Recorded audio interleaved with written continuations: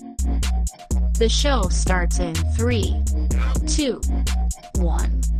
There goes that man's jock strap. Oh my God, did you see that? America's team? Yeah, right. Oh, baby, it's a big day in sports. There's nothing like battling it out with your teammates all season long to go win a championship. Green Bay's got it this year. Huge move for them. I think it's going to be a game changer. We have a lot to talk about this busy week in the sports world. Welcome to the In a League of Their Own podcast. The In a League of Their Own podcast is brought to you by Golf Kicks. Screw your shoes. By Canadips. Rep Sports. By Smooth My Balls. And by Streamer Loot. Check out the In a League of Their Own merch line today. Welcome to the show. Let's see what Austin and Collin are diving into today. Hello, everyone. Welcome to episode 98 of In a League of Their Own podcast. Today's interesting sports fact is the longest punt ever recorded in NFL history. It was a 98-yard punt. It happened on September 21st, 1969, and the punter's name is Steve O'Neill. He was on the New York Jets, and it happened between the Denver Broncos and the Jets. Just a crazy wind, or Doesn't say anything about wind having to do anything with it. It just said he booted the ball all the way down the field and it stopped at the 2-yard line. Punted it from their end zone, and it just bounced and rolled. wow, So, yeah, shout out to Steve O'Neill. cool. Yeah, diving into our NFL news for the day then. Kind of one of the trending things over the weekend is a viral video of Urban Meyer that came out of a young woman basically grinding up against him at a bar that he owned, that he from back by his family, went there for the weekend the day after the Cincinnati game. And today came out to the team, and his family apologized about putting himself in that situation and kind of just how bad things looked and stuff. But I mean, there hasn't been any implications of any like legally bad things that are coming of it. It's just more or less making him look bad, which on a losing football team, having this as another distraction definitely does not help. Yeah, there goes going back to college. If he thought about doing that, shows that his head's not in the game. When have you ever heard a coach staying behind when the whole team flies back? That never happens. Players aren't even allowed to do that either. And then to be caught doing that in a bar after your team lost a game in your hometown. It's like, I get that it was a homecoming, but also at the same time, it's like, come on, man, get your shit together. Yeah, I mean, as a head coach, he's unless the higher ups want to do something about it. But at the same time, you suspend your coach for a struggling football team. Who knows if the person who steps up is going to make it worse. So I don't think he's going to get suspended, but it's like, come on, dude. yeah. Maybe you lost the team. You could have lost the team with that, but I don't think the owner is going to fire him over that, especially like you said, nothing illegal happened of those matters, stuff like that. So he's just, I don't know, maybe got to be working on football a little bit more. Yeah. And then breaking news that came out earlier today was the FBI raided the Washington football team. No one has any idea what happened, but they came after the trainer, Ryan Vermillion, and he's on leave pending a criminal investigation by the FBI. They stormed in earlier today, and they looking for him for whatever reason, and more likely times than not, I did a little bit of looking into this. The last time the FBI stormed a place and was looking for a trainer was the Saints, back when they had the bounty gate, and it was related to pills. They were overprescribing pills to people, and that just can't happen. You can't be just pumping your guys full of stuff. Yeah. So who knows, obviously, what's going to happen. Obviously, can't say anything more on that issue, but yeah, they have put their trainer, Ryan Vermillion, on leave for criminal investigation, coming just 15 minutes after they lose guard Brandon Sheriff for at least 2 weeks because of a knee injury. So tough sledding in Washington. Yeah, I mean, despite they got a win yesterday, so I guess that's one thing going for them. But yeah, those couple you lose one of your Pro Bowl guards, and then you have controversy. Anytime the FBI is included in a sentence with your team, like it's just stressful. Like on top of the game of football being stressful as it is, like day in and day out, like you have a week to prepare for every team for 17 weeks straight, and then now you have this going on under your roof. Like, I mean, it never ends though. Shit show for the NFL this season. Yeah. I don't think I've ever heard about this many different things happening over the course of the first 4 weeks of the season. Mm-hmm. And then Deshaun Watson's no news still on him yet. Yeah. I guess going into a couple of records from yesterday's game, going into the Packer game, Steelers game yesterday, both Big Ben and Aaron Rodgers made history in the touchdown record book. Big Ben threw his 400 touchdown pass, becoming only the 8th quarterback in history to do so. And Rodgers tied Dan Marino at 420, and with 2 more can pass Phillip Rivers to become the sole leader of 5th all time. So shout out to 2 future Hall of Fame quarterbacks. Dan Marino was definitely drinking last night. Yeah. And I think Roethlisberger passing him, and then Rodgers tying him, having not won a Super Bowl. Yeah. Oh, he's just falling down the ranks. And Big Ben also passed him for pass yards, I think, too. Second or third quarter, something like that. But and then the other history that happened yesterday, Ravens in their lopsided win over the Broncos.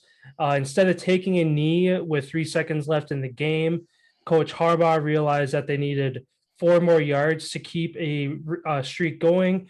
Lamar Jackson runs off the left edge, gets 5 yards to end the game, and they now tie the Pittsburgh Steelers record of 43 straight 100-yard rushing games. So, I mean, I think Coach would go for that. It seemed like he was taking a little bit of heat for us. Like, oh, why'd you go for that? It's like, you're that close to history. Like, sure, it's a little disrespectful, maybe, but at the same time, like, any other team would realize, oh, they're trying to keep a streak going. Like, I was going to say, when you're playing for money, nothing's disrespectful. Yeah, that's true. If you're doing it for fun, then yeah, they could be taken as like, fuck you. But when you're playing for money, which all these players are, and that's your job, there's no such thing as being disrespectful when it comes to going for it on 4th down, not taking a knee at the end of the game and putting up points. That's what it's all about. And then I don't know if you had this other record as well. Kansas City Chiefs coach Andy Reid became the first NFL coach to win 100 games with 2 different teams. And it's funny how he ended up doing it in Philly. Yeah. Yeah, I forgot about that one. I guess another one, now that you mentioned that, like from last night's game, Tom's return to New England was the first game ever coached by 2 head coaches 69 years or older. Belichick and Bruce Arians, both over there. I think Belichick is old. I can't remember which one's older. One's in like 70 or 71, and the other one was 69. But yeah, a lot of history in the books yesterday. Yeah, and then Brady's all-time passing of the year gets that done. Yeah, it was a big weekend in the NFL all around. Early games pretty much were all blowouts, boring, and then all the late games were really exciting. Yeah, one being both New York teams getting their first win on the year, both rallying against good teams. I mean, I guess good for the city of New York that's been kind of struggling, I guess, with sports as a whole.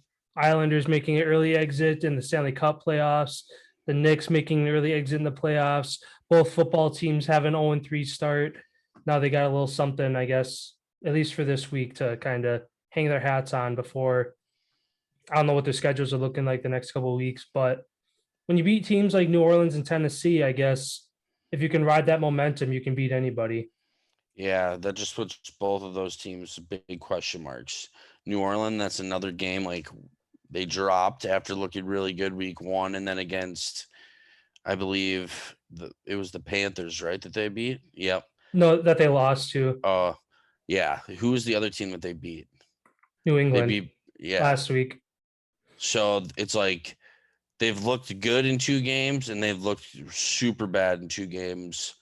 You don't really know what you get out of them. And then everybody thought Tennessee was back after their second half charge against Seattle, and now they just get beat by the Jets in a close game. Granted, you're out Julio and AJ Brown, but that's still no excuse to lose, to the Jets, who everybody thinks is the worst team in the NFL. But now maybe that's Jacksonville Jaguars. Yeah. Yeah. I mean, I guess one last thing to dive in, or I guess headline before we can kind of dive into our analysis of all the games this week. Jimmy G went down in yesterday's game against the Seahawks, giving Trey Lance a shot. They stood awaiting MRI results on his calf. At one point down 21-7, he makes it close, come back, still lose 28-21. But I don't know. Would you think in Lance's first shot being under center? Yeah, they bring him in for some designed QB runs. If he's thrown a couple passes here and there, but this is his first chance against a really good team, again, a division rival, to kind of show what he's got. I thought he did really well, actually. Everybody is saying, yeah, Mac Jones is ready, but clearly the only knock on Trey Lance was he didn't have enough football played, because the COVID year, he only had 1 game played, and then, yeah, he did play at North Dakota State. But, hey, fucking props to the 49ers for gambling and taking him that early in the draft, clearly knowing that this guy could be a guy. Watching him in the pocket, didn't panic at all. He's got the nice moves. He's really athletic for being, I believe he's 6'4", 225. So he's a pretty big guy. Jimmy G, Lynch and Shanahan both knocked on it after they took him, was Jimmy G's great when he's healthy, but when he's not, and this is how long is he going to be out? If he's out, if he has to go on IR, I say his reign in 49er land is over. And I think this is the starting of Trey Lance. However, flipping it over to the Chicago Bears, Nagy this morning says when Andy Dalton's back, he's the starter no matter what. So kind of 2 different guys, all these young quarterbacks where you had 2 that were starting no matter what. And now you have Trey Lance, Justin Fields on the verge of, hey, they can play. And I don't know, a lot of people are calling for Nagy to be out. Yeah, I mean, it's a tough spot to where, I mean, the Lions, again, right down there with, on paper, being one of the worst teams, even though they've lost 19 points on the board yesterday. Yeah, and they've lost a couple close games. From all their goal chances, I don't think they got any single one of them all day long, and they went for it on 4th down like every try. I saw a meme come out, and it said, "New play for the Lions: 1st and goal, take the field goal, take the 3." And it's, hey, they win the game if they have those points. Mm-hmm. So Goff, he looks like a rookie still, not really knowing what. I don't know. It's like he doesn't trust himself. Maybe after he got let go from the Rams, after the whole debacle of the backup starting in the playoffs over him and all that, really ruined his confidence. And it kind of seems like he's in a bad spot. And then you have the Lions team who's so desperate to win a game, and they just changed their whole organization inside out, brought in a really motivational, high energy coach.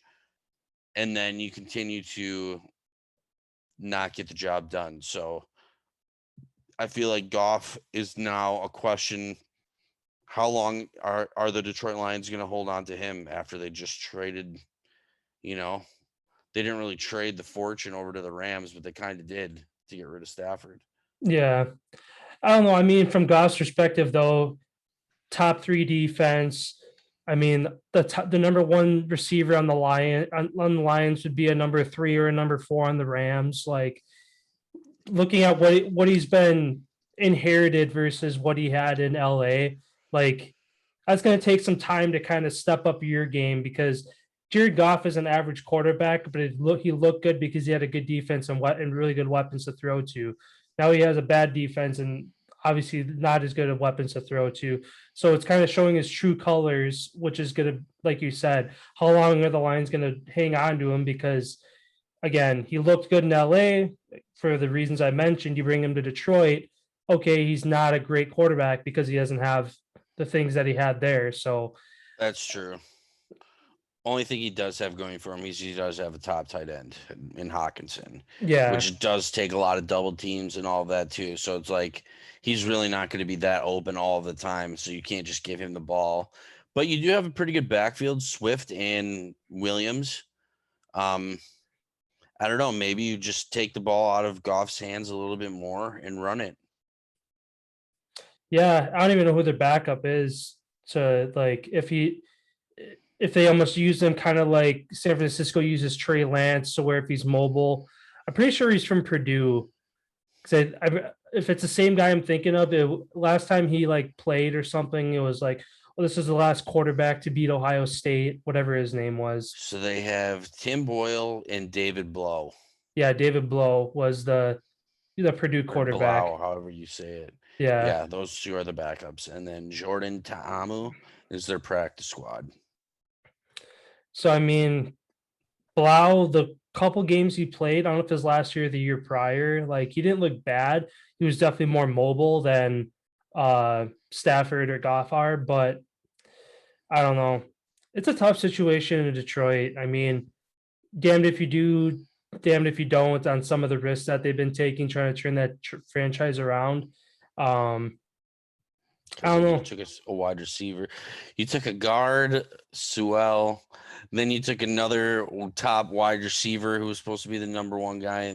And what are you doing with them? You know, you're not really doing that much. So I don't know. Maybe it is a couple years before those guys develop, I guess, a little bit. Yeah. Yeah, then I guess kind of, I don't know if you had any other headlines to dive into before we. No, we can start wrapping them up. All right. I mean, first couple games here, I'll skip over again. Jets beat the Titans in overtime. Again, Titans without their two. Titans without their two receivers. Zach Wilson looked decent. I mean, the best he's looked all year. He made only one plays. Pick on the day. Yeah, he made some plays that number one true good QBs make. And if he can just clean up those mistakes, I feel like, who knows, he could be a pretty damn good quarterback. Mm-hmm. And then the next game, Lions-Bears, again, Justin Fields did get the win, his first win as a starting quarterback.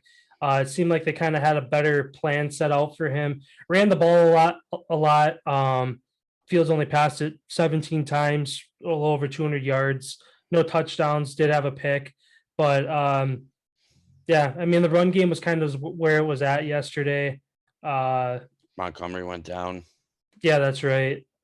Still, I don't think there's been anything that's come out yet about what he's looking like and how long he's going to be out. But this is another game that the Lions lost. Yeah, themselves. Again, being shut out in the first half. Anytime you put up 0 points in any half in football, like unless you come out of the locker room with a huge swing in your game plan and come out like I don't know. There's often like if the Chiefs, the Packers, the Rams had a 0 point half, like first half, then you could see, okay, they're going to come out with something different. They're going to put points on the board. Like those are teams that if they're in a hole, they can find a way to come out of it. The Lions, yeah, they put up 14 points in the second half, but when you're down 14-0 going into halftime, that's a tough hole to come out of when you're not a very good football team at the moment. And I want to say their last three games, one half, they've had 0 points. Against the Packers, they scored all their points in the first half. Last week against the Ravens, they scored all their points in the first half. This week, they got their 14 in the second half, which they did leave 15 points on the board in the first half, which that's where they lost the game. Yeah. And then week 1 against the 49ers, I don't know how many points they had the first half, but they woke up in the second half to kind of make it close. It's just they don't put together full 4 quarters of football. That's their Achilles heel right now. Yeah, and who knows really what they can do if they do put four full quarters together. They put up 33 on the Lions, and they put up 3 quarters of scoring. But yeah, the Lions, this is the second week in a row where they've gotten shut out in the first half and gotten all their points in the second half. And then, like I said before that, against the Packers, they got 17 in the first half, shut out in the second half. So they just need to, I feel like, put a full game together. And I don't know. I feel like they're not going to be I don't think any team is going to get shut out all year this year. No team's going to go winless. Yeah. Moving on then here. Speaking of a team who ended their winless streak, the Colts on the road in Miami get a 27-17 win over the Dolphins. Mr. Two Sprains got it done for him. Yeah, that game was rough to watch. Both teams are bad. Dolphins are just worse than the Colts yesterday. Yeah. I mean, it was 7-3 going into halftime. Nobody could get anything going. Fourth quarter was interesting. 24 total points scored in the fourth quarter. So there's a lot of back and forth there. But like you said, it was a rough game to watch for the first 3 quarters. I mean, the Colts got the run game going at least. Taylor over 100 yards on the day. He kind of put the team on the back and got it done with clock management when it came down the stretch. Colts out time of possession, Dolphins by almost 15 minutes. Again, thanks to the run game there. Otherwise, if the Dolphins had a couple more chances, maybe they put something together. But again, Jacoby Brissett isn't a terrible backup to have, but again, he's just not quite there to where he can get it done. I guess a good defense. Again, the Colts have arguably one of the best defenses when they're all healthy.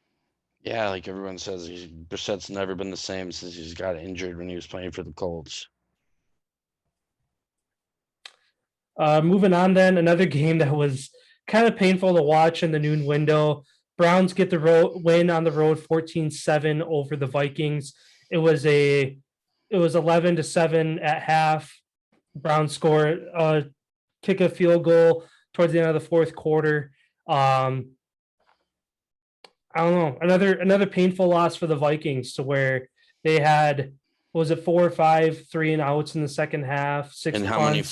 how many fourth and whatever did they go for and not get either? Yeah. Like both teams that entire game, I think that there was 6 to 8 fourth down conversions attempted and 0 of them. I want to say Browns were 0 for 1, Vikings were 1 for 3. So there's 4 for fourth downs. 4. But third down, 7 for 18 and 5 for 16. Neither team could convert on third down. Yeah, it was a very sloppy game. Both teams have great defenses. Obviously, that's what you got out of that game, but no one wants to watch 2 great defenses battle it out in the regular season and have it be a boring game like this. People want to see points. So if you're not a defensive fan, this is a very boring game to watch. Yeah. Moving on here again with the controversy with the Washington football team. They get the win on the road in Atlanta, 34-30, a game that they really did not look good in. They came out. Should have lost. Yeah, they came out in the end, had a 21-point second half, holding the Falcons only to 13. Yeah, I mean, Heineke turned it on. Yeah, he looked really good. Again, after the game, he was talking about he had family there, people from the area that he knew. So he was playing for them, and it was good to see them be there to witness that. Yeah, I mean, good for him to kind of turn things on after people were in question as to, Fitzpatrick went down, but he led them to the playoffs last year, late in the season. And then now he comes out looking slow. He turned things around yesterday. I think Washington football team found their quarterback. I agree. It was kind of a head scratcher, honestly, when they brought Fitzpatrick in.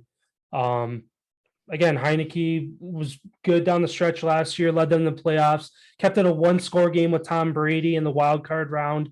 And then you bring in Fitzpatrick and kind of take all that momentum he built out of last season out of his hands. It's going to take him a couple games to get it going again. And like you said, I think they found their quarterback. I think the last couple of weeks was just him trying to get loose, try to get this offense going again, and looks like he got it. Yeah, I mean, the only move that I could think that bringing Fitzpatrick in at the beginning of the year was try to get the last magic out of Fitzmagic that you're going to get, and hope that he can take your team at the beginning of the year for a good run, because just like Teddy Bridgewater, which we'll get to later, can't seem to stay healthy for an entire season. And especially this, after this many years of playing and still not being able to stay healthy, I feel like this is the time they turn over the reins to Heineke and sign this guy long term, give him the QB1 spot for real. Yeah, and then on the side of the Falcons, again, another game that they lost. Matt Ryan, 4 touchdowns, almost 300 yards. So he's going to do what he's going to do.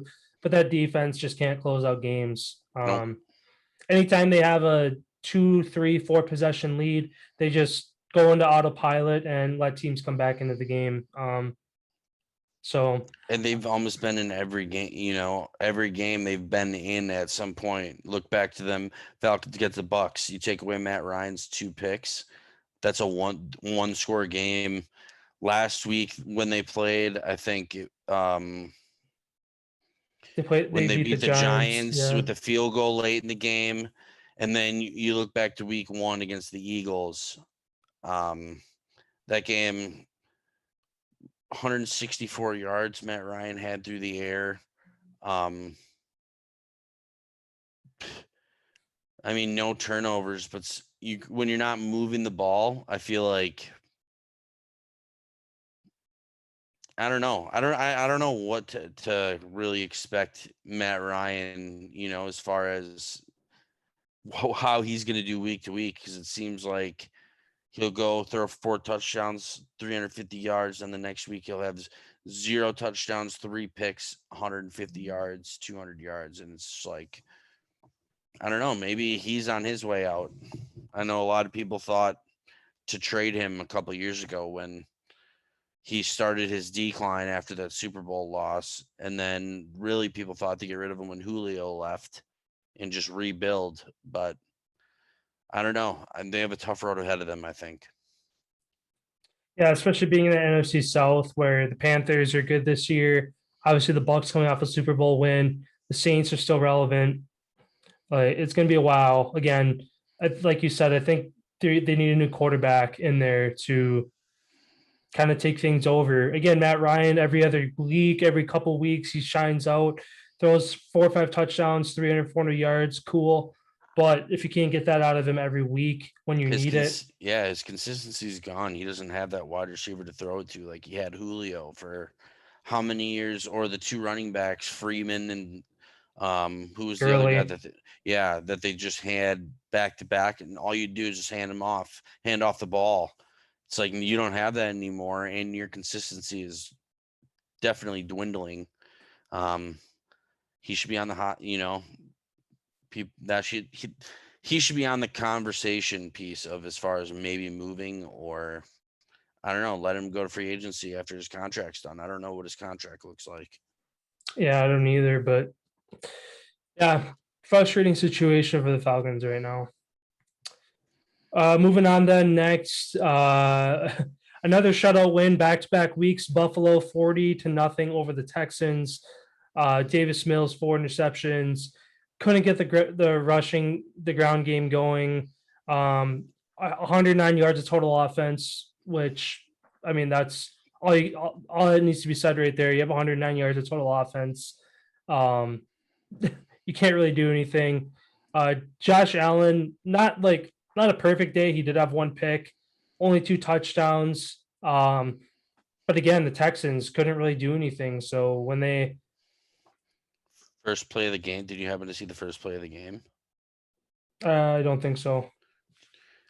Buffalo kicks down to Houston. The guy gets the ball, and they're going for the first play. Center hikes the ball, goes off of Mills' stomach, pops up, goes straight back to Buffalo, and they recovered it. In the first play of the game, they had the ball on the 18-yard line. That happened against the Lions and Bears too. Yeah, but this was the very first play of the game. Yeah, I didn't see Where, that. he wasn't paying attention. Center hiked the ball, it bounced right off of him, and Bills got the ball right in the red zone. Like literally, their first play was on Houston's 18-yard line, and it was like, oh my god, this is how this game's gonna go, and hence the score, 40-0. Yeah. Buffalo 71 plays to Houston's 42. Almost doubled them in time of possession. Again, almost 4 times or more than 4 times over in total yards. The Texans looked decent week one. Like they were With Tyrod. with Tyrod. And he goes out. He should be back in a couple weeks. So if they can kind of hold the ship together and maybe try to get a win before then and stay relevant in the AFC South, which again, all the teams are struggling. Jags are winless. Colts coming off a loss. Titans coming off a loss. Like the Texans at 1-3 are not out of that division right now. So, like I said, if they can kind of hold it together until Tyrod comes back, they have a chance to win that division. Agreed. Moving on to one of the 2 overtime games yesterday. Giants get the win on the road in New Orleans, 27-21. Daniel Jones, probably the best game I've ever seen him play, hands down. 400 yards, 2 touchdowns, 1 pick, which against the New Orleans defense, they're going to get their takeaways. It's just a matter of time. Daniel Jones basically put the team on his back. They didn't have 100 yards rushing that game. Barkley led the team with 52 yards on the ground. So great to see Daniel Jones kind of get his swagger for the first time in his career. And, lead them to a huge road win. Yeah, watching that game too, it seemed like as the game went on, Taysom Hill started to get more touches as the game went on, and he did have two touchdowns. He did end up throwing the 1 pick that they had yesterday, their 1 turnover on the day, which ultimately ended up costing them the game. However, Saints, big loss, especially first game in your home stadium after being gone for so long. I don't know. I still don't know what to call the New Orleans Saints, whether they're decent or they just got lucky in the 2 games that they ended up winning. Yeah, I mean, week one, they played an amazing game against Green Bay. No knock against them on that.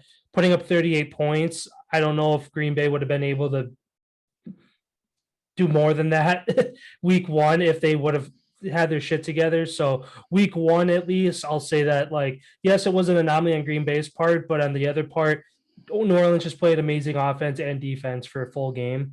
But then, in the win last week against New Orleans, against a young, struggling Patriots team, which, again, after the game last night, which when we get to it, kind of brings you into question how good the Saints are if they just barely beat them. I don't know. Like you said, it's hard. It's only week 4, but you're starting to get to that point where once you get to that halfway point of the season, week 7, week 8, if you haven't found your identity as a team, you're going to fall behind quickly. Yeah, I'd say, well, because now that we got the 17 games, so week 8's not even the half point. I'd say, by week 8, you still have a chance to flip your season around and turn the ship. So, I guess we'll see what happens. Moving on then to Chiefs Eagles. Chiefs bounce back on the road 42-30. As to be expected. Mahomes 5 touchdowns. He's gonna do what he's gonna do. Eagles hung in it for quite some time. It looked like they had opportunities to come back now and then. It's just their defense gave up way too many big plays.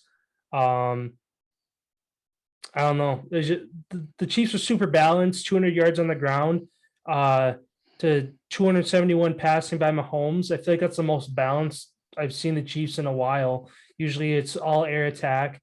So, 9 for 10 on third down for the Chiefs. Like that's huge. Go 90% for third down in a game. That just shows that the Eagles defense couldn't get off the field, where You get them off the field, they only go 5 for 10, 6 for 10. That's 3-4 more opportunities that your offense has in a 12-point game. So, This offense is back. yeah. I mean, their defense still a little questionable. I mean, you give up 30 points to a not very good Eagles offense. Yeah, I mean, for the time being, Chiefs are back. They have a long road ahead of them, though, still in that AFC West to stay relevant with the Chargers and Raiders, who are tonight's game. Going into the next game, Panthers at the Cowboys. Cowboys moved to 3-1, hand the Panthers their first loss on the year. Sam Darnold, just a rushing machine, leads the league. I think he's up to five rushing touchdowns, and he leads everybody in the league. Like the next closest running back is Derrick Henry with 3 or 4. So I mean, it's been nice. It's been cool to see him kind of developing and spreading his wings since leaving New York. But again, they come up short in an 8-point game. Cowboys had a 20-point third quarter. Panthers put up 0. That's basically the quarter where they let it slip. Again, in an 8-point game, you put up at least something in the third quarter, try to keep the Cowboys off the board. Game might go differently, but I mean, it was a fun game to watch, really back and forth the entire game.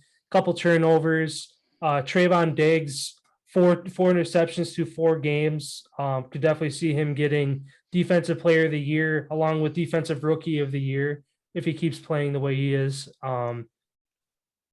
Who's it? Trayvon Diggs for the Cowboys. Yeah, definitely.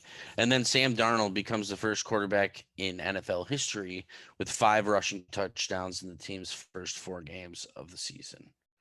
So shout out to Sam Darnold. That Panthers team, the defense was supposed to be their top of the league ranks early in the year. Look at the teams that they played. Obviously offenses weren't as dynamic as the Cowboys.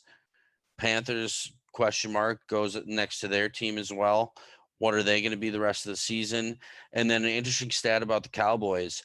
The Cowboys now moved to 27-0 when the Cowboys run the ball more times than they pass with Dak Prescott under quarterback.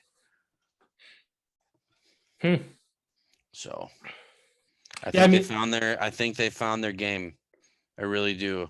Running the ball, and Dak is still going to air it out when he needs to air it out. The question is going to be how, because a lot of these teams right now watching games go on, all the time, every single Sunday, Monday, Thursday. Even in college, a lot of these schemes are play the pass, let them run, just let them run. And that's exactly what the Panthers did yesterday to the Cowboys. Was I think Zeke averaged 7.2 yards. Yeah, 7.2 yards, 143 on the ground.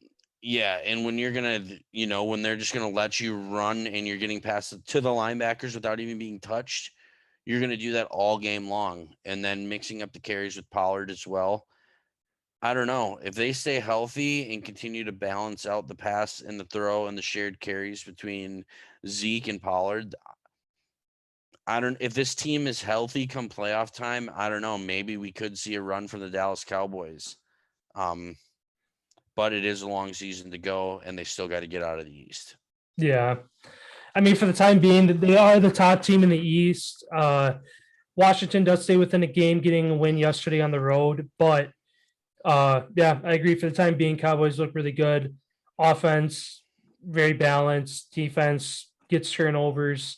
Like we said at the beginning of the year, the only time the next playoff team that they played was week 11 from last season. So they still have 6 more games to go before they start facing some tough teams from last season that were tough teams. I don't know. They look like they're heading in the right direction, and like you just stated, they do look the best out of the NFC East at this point, week 4. Mm-hmm. And that first playoff team that they do play is the Chiefs, which again are hit and miss right now this year. So that first playoff team they play come week 11 the Chiefs get rolling, that could be a tough game for them. The Chiefs are inconsistent like they have been all year. That could be another win for the Cowboys. Moving into our NFC West, we had 2 head-to-head battles within the division yesterday. First one, again, touch on it a little bit. Seahawks get the win on the road, 28-21. Jimmy Garoppolo goes down with his calf injury. Lance comes in, looks decent. Russell Wilson kind of quiet on the day, only 149 yards. Looking at the stats as a whole, the 49ers had more total yards, more passing yards, more rushing yards, more yards per play, more first downs. Time of possession. Yeah, time of possession. 2 turnovers. That's what killed them on the day. In a 1-possession game, you give up a fumble and an interception. That's it. Seattle punted 2 more times, allowed 1 more sack. Looking at the statistics for this game, you'd think San Francisco won by a fair amount, but again, still in question if Jimmy G stays in, if San Francisco wins that game. But for how Trey Lance looked coming in, who knows? Nonetheless, 49ers lose 2 games in a row. Seattle bounces back after being down. Winning 2 in a row. Yeah. From watching the game, yeah, Russ's stats aren't 300 yards. The passes that he made, though, that he completed were ones that he needed. He was clutch. Didn't turn the ball over. Russell's looking like the Russell Wilson of past. Yeah. Like you said, he came up clutch when he needed to. Again, big road win against division rival, especially in the West when every win counts that much more, when all these records are going to be super close coming down the stretch. And then the other NFC West game here, Cardinals get the win on the road in LA to stay perfect on the year. Cardinals are the real deal. That's all that's all I really have to say about this game. Stafford struggled for the first time through his first interception on the year. Yep. He missed Cup for a touchdown. Cup dropped a touchdown. He missed Deshaun Jackson on a touchdown. This is the first game where he looked off. Mm-hmm. In this new high-powered offense. Passes that were clicking against the Bucs were missing, and that's what you get. I don't know. Maybe they played the best game of the season against the Bucs, knowing that was going to be a competitive game, and the Cardinals just caught the Rams at the right time. Who knows? But yeah, like you said, Cardinals are the real deal, whether or not they caught him at the right time or the wrong time. Kyler Murray is a fucking hell of a quarterback, and that team is really fun to watch. That Chase Edmonds is unreal too. Yeah, he is. Very dynamic in the pass and the run game. It's like everybody on their team is athletic like that, where they can do more than one thing, every single one of them.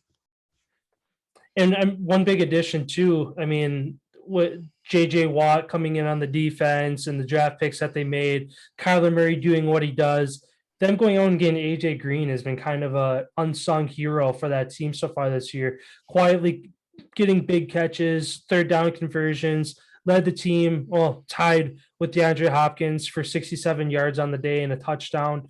But this Cardinals team, like I said, they're the real deal. Their defense is great too. Yeah, if they're rolling against any team, yeah, they hold the high power Rams offense to 20, and they score 37 on one of the best defenses. Like all I know is when the Packers play them, that's going to be an interesting game. However, they do have a lot of tough sledding ahead of them. 49ers next week, followed by the Browns. Easy with the Texans. Packers, back to the Niners, to the Panthers, to the Seahawks, to the Bears, Rams, easy with the Lions, Colts, and then the Cowboys and the Seahawks to end the year. They have a tough schedule. I think for the most part, the NFL did a really good job this year with the schedules. Mm-hmm. No team besides the Cowboys, really has an easy cakewalk. I mean, I want to say they probably have the easiest schedule of the whole league. Yeah. It seems like teams that are struggling are playing other teams that are struggling, so it gives them a chance to win games, even though they can be boring back and forth. Again, Lions, Bears, two teams struggling. Jags, Bengals, two teams. Well, Bengals looking good, but have been struggling. Colts, Dolphins, like these kind of matchups. And then last week, the Giants and the Falcons. Like you said, the really good teams are playing really good teams, and teams that are trying to figure their shit out are playing other teams that are trying to figure their shit out. And yeah, I've really liked it so far this year. Going into our Packer game yesterday, Packers get the win at home 27-17. Again, mentioning the records that Big Ben and Rodgers passed on the day. I mean, defense stood the test, got turnovers when they needed to, interception and a fumble on the day. There's a couple questionable calls again with the blocked kick that got returned for a touchdown. That was a touchdown. Yeah. Basically the way the refs saw it was the guys jumped offside, but the Hunter Bradley, the long snapper, just snapped it that slow that it took the ball to get there that long.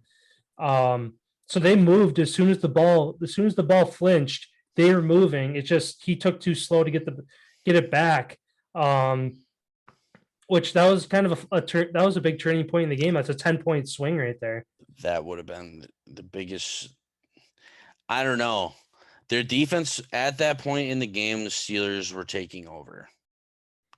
And obviously, who knows if that call goes that way or the other way, if the same result would have been. Obviously, no one's going to know that. My takeaways, Packers defense still giving up the big plays, still giving up the big pass plays. We cannot do that. Najee Harris, we still allowed him to get a handful of yards. He had 62 on the day. I mean, I feel bad for that. I feel bad for Big Ben. Like the couple throws that he had with Juju that burnt our fucking defenders that would have been touchdowns that it looked like Juju wasn't trying. I feel bad for Juju. They were bad throws on Big Ben's part. But as being Juju, you have to understand having Ben as your quarterback, he can't extend plays. So being a wide receiver, you got to go for those balls. They're not going to be perfect because he can't move. I guess, but I mean, there's simple routes, there's slants, there are posts over the middle of the field where Big Ben leads him a little more. Like they were just high. Like they were high. It wasn't like, yeah, Juju could have maybe, there's one he could have maybe laid out for a little more, but the other one was just like he had his hands up and it was 2-3 feet above his hands. Like you're running full sprint. You can't expect a guy to jump a 30-40 inch vertical while he's running full sprint down the field. I don't know. I mean, that's a connection that as much as it's like, oh, that could have changed the game. It's like, that's big plays that you miss. That's why you're 1-3 at the same time. And I guess a big question kind of going back to the Packers defense is Jair Alexander going out late in the game. I don't think I ever saw what the injury was listed as. AC joint. Oh, in his shoulder. Okay. Yeah, it's what I have. So yeah, questionable as to what if I'm sure they could just pop it back in place. It's not a popping thing. Your joint is literally torn. Oh shit, okay. So it's going to be a pain. It's a pain tolerance thing. If he can handle playing with discomfort, he's going to play. If he can't, he can't. And this isn't an injury this is something that he'll deal with the rest of his career. It's one of those things. Hearing Darius Butler, who was talking about it in an interview that he did, knowing the same thing, he tore his, and they give you a little pad so that the impact isn't as hard. It's like a little donut that they put on the back part so that the impact isn't as crazy. But yeah, there's really nothing they can do about it. Yeah. I'm from knowing that it was just the AC joint and he made it fucking seem like he broke his goddamn arm. I'm a little disappointed in that. I thought he was a little tougher than that. Obviously, who knows how much real pain he was in, though. You don't know unless you're the one experiencing it. So no judging there. Hopefully he's back playing. He's a big part to our defense. Losing Preston Smith as well early in the game. Our linebacking core is really hurt right now. Fuck. These next couple games that we got are tough. Mm-hmm. Yeah, 4 of their next 5, they're on the road. Next week in Cincinnati. 3 weeks in Arizona. I think they come home in between those 2 games. I don't know who they play, but yeah, next 4 or 5 weeks on the road. At least a 3-1. It's a good spot to be. But yeah, they got a tough road ahead of them against a good Bengals team that looks like they can go toe to toe with really anybody right now. Bengals, Bears, Washington, Cardinals, Chiefs, Hawks, Vikings, Rams, Bears, Ravens, Browns, Vikings, Lions. We have a tough schedule the rest of the way home, except for the Lions last week of the season. Yeah. And the Bears, if they don't get their shit together. Their defense, though, is still fucking. Their defense has won them their games that they've played. Yeah, that's true. Like, if they can get some decent offense going, who knows if they're undefeated right now as well. I mean, that defense is fucking so fun to watch. Like, so fun to watch. Same with the Browns defense right now. Like, the way that they just fly around the field and fuck shit up. I love watching that defenses really take over a game. Cardinals have that defense as well. Hit or miss, same with the Rams, Donald, Ramsey out there can disrupt some things, but a full-fledged attack from every single person on your team, that's what you get facing the Bears. Man, all I can say is this is going to be a great season of football, though. Yeah, like every single weekend is great games. Mm-hmm. Moving into our last 2 Sunday games here again. Lopsided win. Ravens 23-7 on the road in Denver. Teddy Bridgewater goes down in the game. Drew Lock comes in and does what he does, gives the game away. I don't know. As much as I'm sure Ravens fans are happy about this win, Teddy Bridgewater stays in. That's a much closer game. If not Broncos victory. Yeah. Like Teddy Two Gloves is dynamic for that team, and that's just one thing everybody knew. How long was he going to make it before something happened? And here we are, week 4. He's down. Who knows if he hits the IR or what even happened? I don't even really know what happened there. But yeah, Broncos are in big trouble until he's back. Yeah. Drew Lock, I do not trust with a grain of salt. No. I think I could play better quarterback.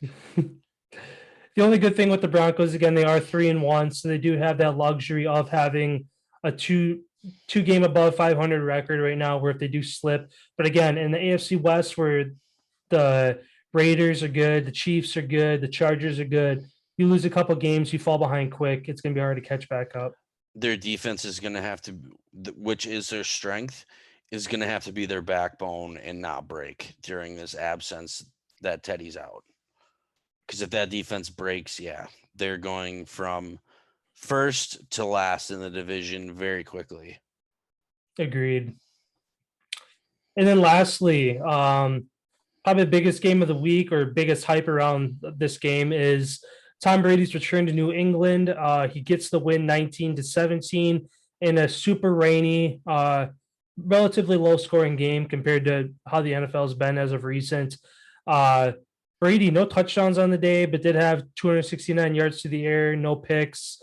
Mac Jones, though, kind of stood the test, went toe-to-toe. 2 touchdowns on the day, came up clutch with some much-needed touchdowns down the stretch.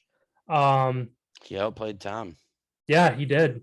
He completed 19 straight passes in the third quarter. That last end of the game there, the 3rd and 2, the ball that got deflected, that if it wouldn't have got deflected, their wide receiver had the ball and he was going to run it down to the 20, and that would have been the game. I'm surprised Bill didn't run that play back on 4th down and decided to kick the field goal, which the field goal 99% of the way it was in, and then the last second it hooked and it fucking went off the bar. So I don't know. I think that was a great game. Buccaneers definitely did not look like the Buccaneers offense. Granted, that could be the weather. That could be Gronk is a huge part of that offense. Him being out obviously hurts. But, man, that running defense is still a brick wall. They weren't able to move the ball on the ground. But, yeah, nods off to Mac Jones. And for, I don't know, Patriots yet again now moved to 8-12 without Tom.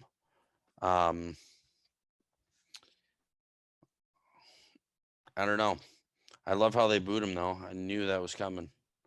Yeah, they give him all the hoops and hollers before the game, but then as soon as that first snap comes, it's like they're cheering for their home team. They don't care who you are. They want their home team to win. And they almost got it. Yeah. Yeah, and then wrapping up, briefly talk about tonight's game, Raiders-Chargers, AFC West matchup. Raiders looking to stay perfect on the road in LA. Who do you got taking the W tonight? I was just about to ask you the same thing. Who do you got? I'm going to say Raiders get the win on the road to stay All perfect. right. I got Chargers and Justin Herbert. All right. Sounds good. Yeah. It's going to be high scoring, I think. Yeah, I think so as well. Both defenses not really, haven't really shown anything special. Asante Samuel Jr. and the Chargers is kind of, if he can get a pick or two or come in clutch on some pass breakups on that Derek Carr deep game, that could be the difference maker in this game. Otherwise, I feel like it's going to be a Justin Herbert, Derek Carr show all night. Score? Ooh. Again, high scoring. I'm going to say Raiders 35, Chargers 20 or 30. Yeah, 35-30. I got the Chargers winning 34 over the Raiders 31.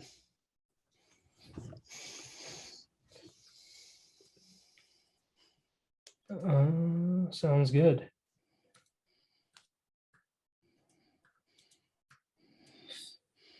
And then, wrapping up our NFL segment, moving into some other news here. I guess one quick thing in the NBA. After holding out the entire offseason, Warriors head coach Steve Kerr announced yesterday that Andrew Wiggins received the vaccine and is now eligible for home games. This still leaves Kyrie Irving in question, as the NBA and NBPA agreed to a salary reduction for unvaccinated players this season. If unvaccinated for this season, Irving would lose $380,000 per game and over $15 million for the season. 191 and like 191.6 of a salary for each game a player misses because of COVID is what they give up. So if you're making big money, you're losing 191th of it, which is not a little small chunk. No. So again, Kyrie Irving, hats off to him for still being quiet about it, because nobody knows. It's just like, I love how they're already making this speculative that he's going to lose millions of dollars when the season hasn't even fucking started. Yeah. That's just the media being the stupid media, and it's bullshit. They're going to do what they do with what information they give them. If he's vague, they're going to obviously assume the worst just because that gets more clicks. But right, which is bullshit. Because he could have been vaccinated this whole time, but he's just like, that's private information. I'm not going to tell you guys. I hate how the sports media is playing in and becoming how politics are. I wish politics should just stay with politics. Like, there's no reason to fucking slander somebody in the sports world, because why? You fucking root for the opposing team? Like, fuck you, dude. Yeah. Like, it should all be objective. I agree. Do you have any NBA points to throw out there? Nope, just fuck the reporters. Sounds good. Oh, just kidding. Oh, The Philadelphia 76ers are withholding $8.25 million that was supposed to be owed to Ben Simmons. They're holding that and just subtracting. They found some loophole in the contract where they can hold that money and not have to pay him. And then all of his fines from not showing up and all that stuff is just going to be reducted from that $8.25 million until he decides to show up. And then he would get the remaining amount until his next installment. But yeah, they can hold his money until he decides to show. I mean, good for them to find a loophole, I guess. I mean, again, Ben Simmons has still been quiet, not really. All you've said is I'm not showing up, and that's it. I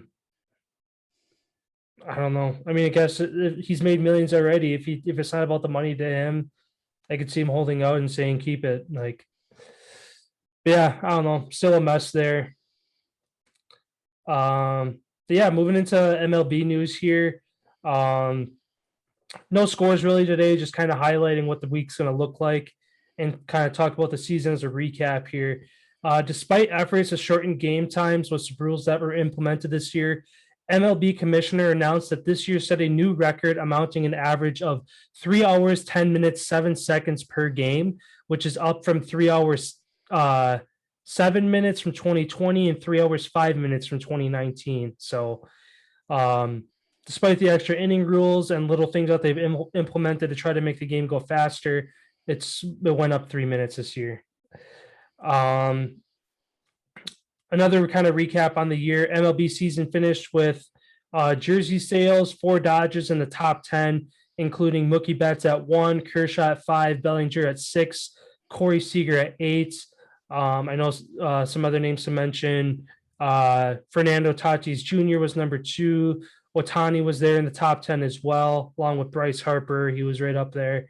If you want to see the full list, go check it out. But Dodgers dominating again this year, 4 in the top 10. Going into some games for the week, Red Sox host the Yankees for the wild card game tomorrow for the AL. And then Wednesday, the Dodgers host the Cardinals for the National League wild card game. I guess we could talk more on the game Wednesday, but for tomorrow's game, Red Sox hosting the Yankees. Who do you think comes out as the wild card team?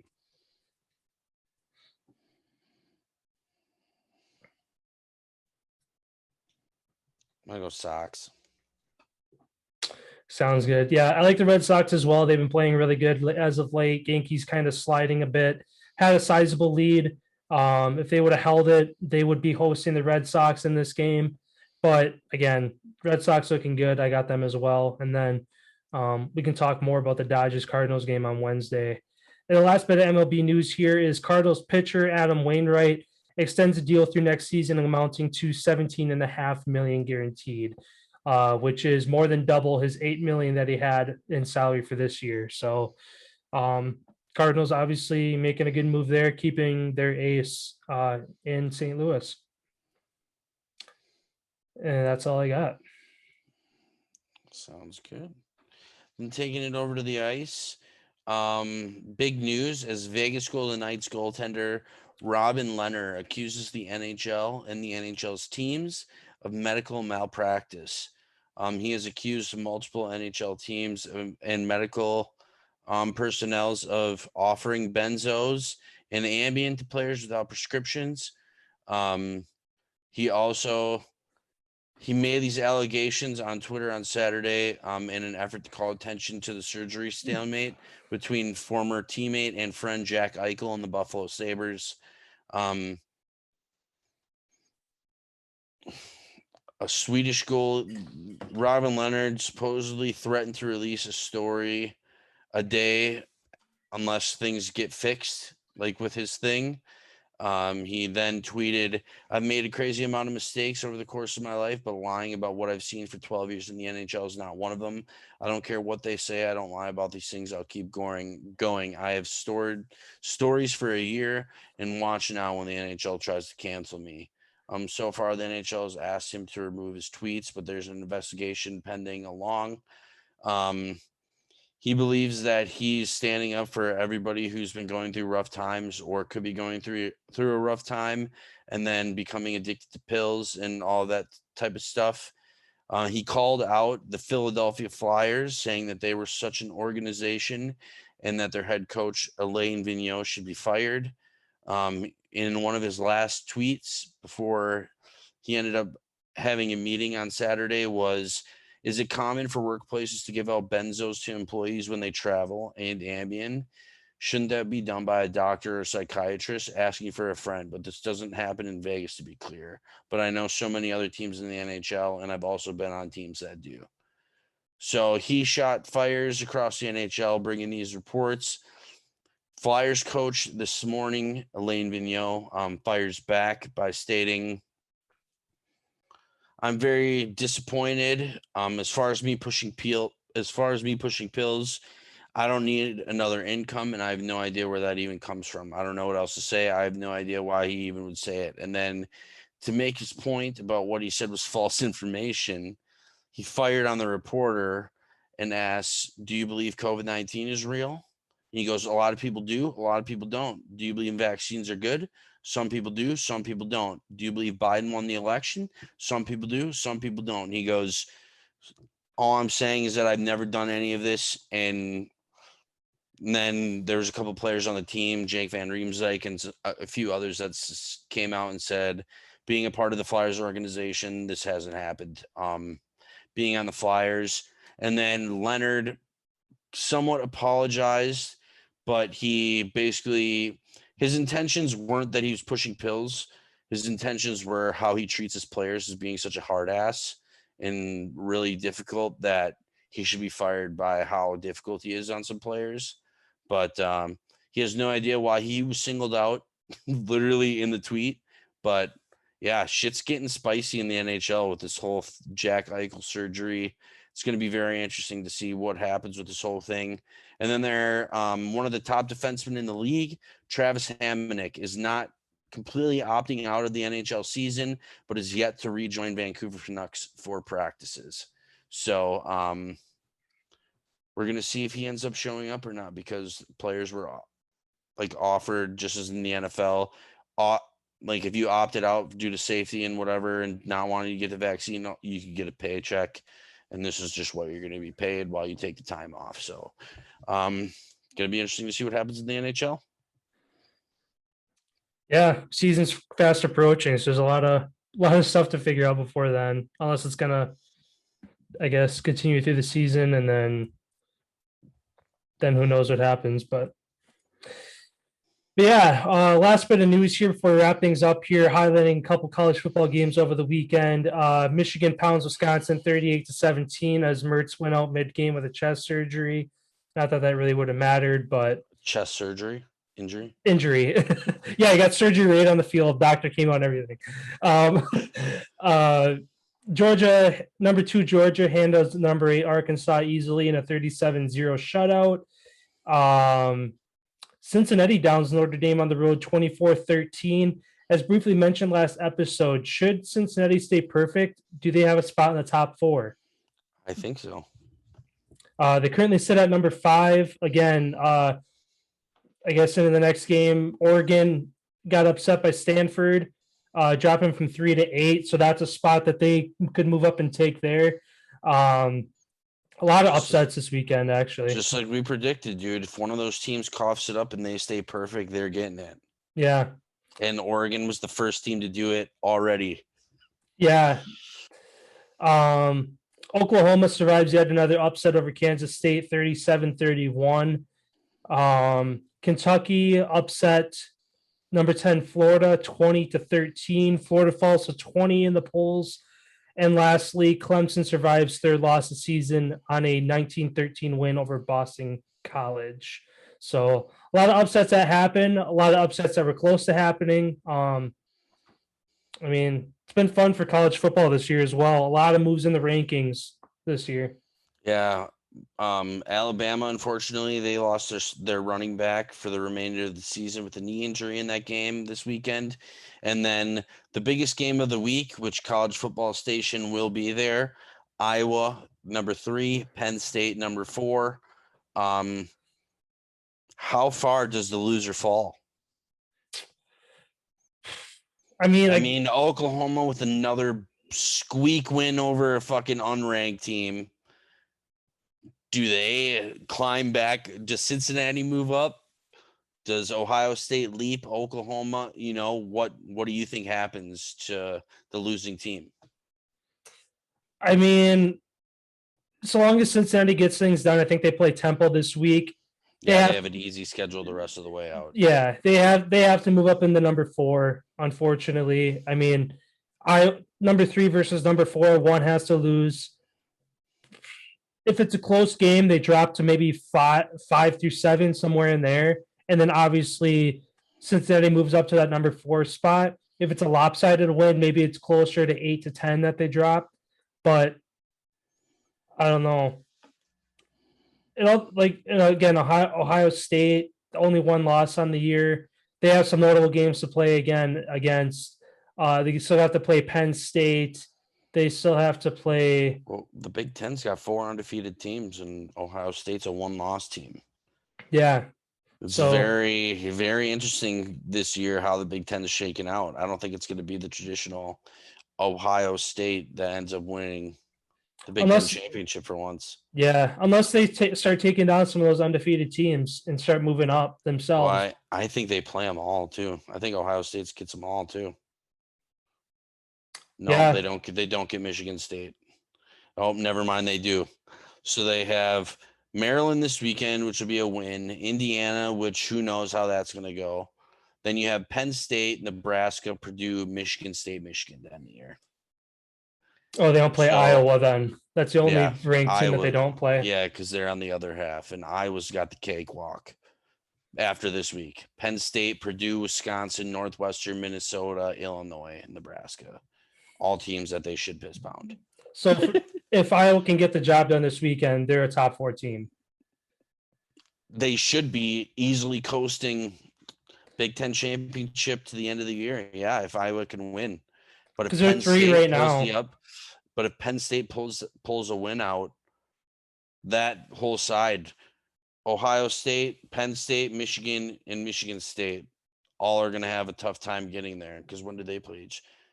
October 30th is when Michigan and Michigan State play each other, which is going to be a huge game on television. So, college football heating up. Indeed, it is. Doesn't look like anything's come out over the past hour here. No, not much. That just Mertz is questionable for this coming game this weekend, and Jacksonville Jaguars are placing wide receiver DJ Chark onto the IR with a fractured ankle. Oh shit! Another L for the Will Fuller.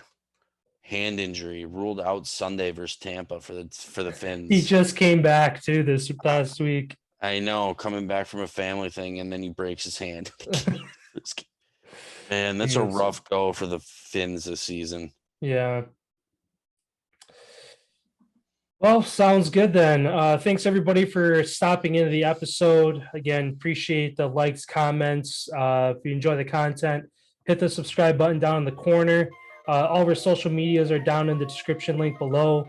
For our audio episodes, Spotify, Google Podcasts, Apple Podcasts, anywhere that Anchor is associated with, you can find us. 5-star ratings help us move up the charts. Be sure to check out the merch store. Again, that link is down below as well. Yeah, looking forward to the Monday night game tonight, which we'll be breaking down on a hump day for you guys. So have a great couple days until then. See you on hump day, everyone.